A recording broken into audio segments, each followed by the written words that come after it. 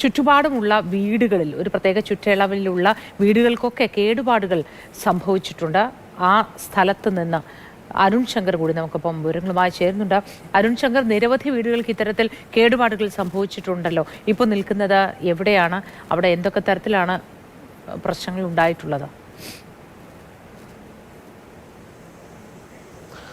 ഞാനിപ്പോൾ നിൽക്കുന്ന ഈ സ്ഫോടനം നടന്ന വെടിപ്പുരയിൽ നിന്ന് ഏകദേശം 700 മീറ്ററിലോളം ദൂരത്തിലാണ് നിൽക്കുന്നത്. ഇതിനിടയ്ക്കൊക്കെ വീടുകളൊക്കെ ഉണ്ട്. പാടം കഴിഞ്ഞ് കുറച്ച് വീടുകളൊക്കെ കഴിഞ്ഞ് അതിനിപ്പുറത്തുള്ളൊരു വീട്ടിലാണ് നിൽക്കുന്നത്. പക്ഷേ ഈ വീട്ടിൽ വലിയ രീതിയിലുള്ള ഒരു നാശനഷ്ടം ഉണ്ടായി എന്നുള്ളതാണ്. നമുക്ക് പുറത്തുനിന്ന് തന്നെ ദൃശ്യങ്ങൾ കാണാൻ കഴിയും. അതിൻ്റെ ഓടുകൾ ഒരു ഭാഗം മുഴുവൻ തകർന്ന അവസ്ഥയിലാണ്. അതായത് ഈ വീട് നിലവിൽ വാസയോഗ്യമല്ല എന്നുള്ളതാണ് ഈ ദൃശ്യത്തിൽ നിന്ന് വ്യക്തമാകുന്നത്. കാരണം ഒരു മഴ പെയ്തു കഴിഞ്ഞാൽ തന്നെ വെള്ളം മുഴുവൻ മുറികളിലേക്ക് വീഴുന്ന അവസ്ഥയുണ്ട്.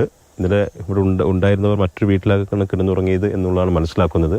രാധാകൃഷ്ണൻ ചേട്ടൻ്റെ വീടാണ്. നമുക്കൊന്ന് ചോദിക്കാം അവരുടെ അവസ്ഥ എന്താണെന്നുള്ളത്. ഇത് പിന്നെ നിങ്ങളിവിടെ ഉള്ള സമയത്തല്ലേ ഈ തകർന്നത്? ഇത് ഞങ്ങൾ തൊട്ടപ്പുറത്ത് എല്ലാവരും കൂടി ഇരിക്കായിരുന്നു. പെരുന്നാളായിരുന്നു. ആ സമയത്ത് ശബ്ദം കേട്ടോടെ ഞാനിങ്ങോട്ട് ഓടിയപ്പോഴാണ് ഇത് കണ്ടത്. ആ സ്ഫോടനത്തിൽ ഉണ്ടായതാണ് ഇത്. മുഴുവൻ താഴെ വീഴുന്നു മുഴുവൻ. ഇവിടെ നിന്നുള്ള ഓടോളൊക്കെ ഇവിടെ എടുക്കായിരുന്നു. പിന്നെ ഈ സാധനങ്ങളൊക്കെ ഇങ്ങോട്ട് ചെതറിക്ക് എടുക്കായിരുന്നു. ഇതൊക്കെ അമ്മ ഉണ്ടായിരുന്നു ഇവിടെ ആ സമയം? ഉണ്ടായിരുന്നില്ല. സ്വാഭാവികമായിട്ട് തലേ വീണല്ലേ? ഞാൻ വർക്കിന് ജോലിക്ക് പോകണ്ടേ, അവിടെയായിരുന്നു. അപ്പം സൗണ്ട് അവിടുന്ന് സൗണ്ട് കേട്ടു. അമ്പലപ്പുരത്താണ് വർക്ക് ചെയ്യണത്. അവിടെ തന്നെ സൗണ്ട് കേട്ടപ്പോൾ ഞാൻ മോനെ വിളിച്ചു. എന്താ അവിടെ ഞങ്ങൾ ഇടി വെട്ടിയതാണോ എന്താ മനസ്സിലാവണില്ല. അപ്പം ഞാൻ മോനെ വിളിച്ചപ്പോൾ അവിടെ ഇടി വെട്ടിയാ. മോളിവിടെ ചെറുതിവിടെയാണേ. അപ്പം അത് ചോദിക്കാൻ വേണ്ടി വിളിച്ചതാ. അപ്പോൾ പറഞ്ഞു ഇവിടെ ഇടി വെട്ടിയതല്ല, പടയ്ക്കപ്പുര അങ്ങനെ പറഞ്ഞു. അങ്ങനെ അപ്പത്തിനും ഞങ്ങൾ അവിടെ നിന്ന് പോന്നു. വീട്ടിലെത്തിയപ്പോഴാണ് ഇതൊക്കെ കണ്ടത്. ചെതറി കിടക്കന്നെയായിരുന്നു. എന്നിട്ട് ഞങ്ങളിപ്പോ ക്ലീൻ ചെയ്തിട്ടാണ്. രാത്രി എവിടെയാ? ഷീറ്റിന്റെ അടിയിലായിട്ട് ഇവിടെ ഓട് പോയിട്ടുണ്ട്. പക്ഷെ ഇത്ര ഒരു ഭാഗം സേഫ് ആയ കാരണം ഞങ്ങളിങ്ങനെ കിടന്നു.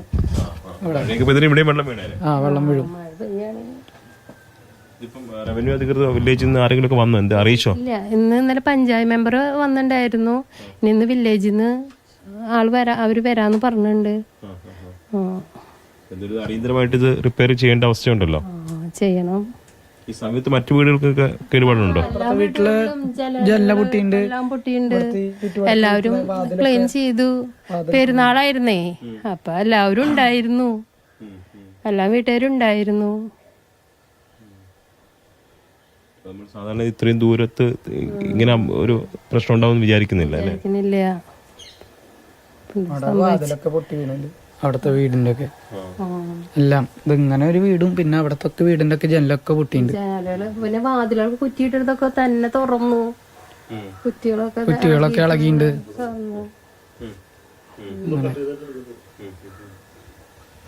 ഇത് ഈ സ്ഫോടനത്തിന്റെ ആഘാതം വ്യക്തമാക്കുന്ന ദൃശ്യങ്ങളാണിത്.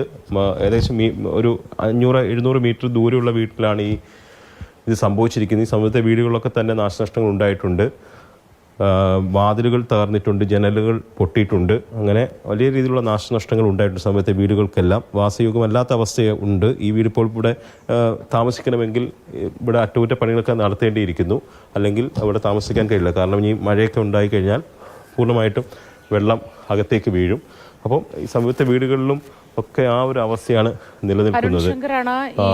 തകർന്ന വീടുകളുടെ അവസ്ഥ പ്രേക്ഷകരുമായി പങ്കുവയ്ക്കുന്നത്, ആ ദൃശ്യങ്ങൾ കാട്ടിത്തരുന്നത്.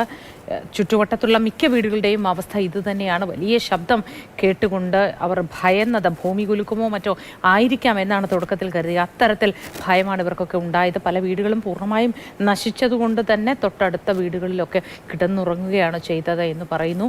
അപകടത്തിൽ നേരിട്ട് ഉൾപ്പെട്ടവർ മാത്രമല്ല, പരിക്കേറ്റവർ മാത്രമല്ല, രക്ഷപ്പെട്ടവർ മാത്രമല്ല, ഒപ്പം ഈ ഭവനങ്ങളിലൊക്കെ ഉണ്ടായിരുന്ന മനുഷ്യരുടെയും അവസ്ഥ അതീവ പ്രശ്നമാണ് എന്നത് വേണം നമ്മൾ മനസ്സിലാക്കാൻ. മാനസികമായി ഏറെ തകർന്നിട്ടുണ്ട് ഈ മനുഷ്യരൊക്കെ. കരകയറ്റാനുള്ള ശ്രമങ്ങൾ സർക്കാരിൻ്റെ ഭാഗത്തുനിന്നുണ്ടാവുമെന്ന് വാഗ്ദാനം ചെയ്തിട്ടുമുണ്ട്.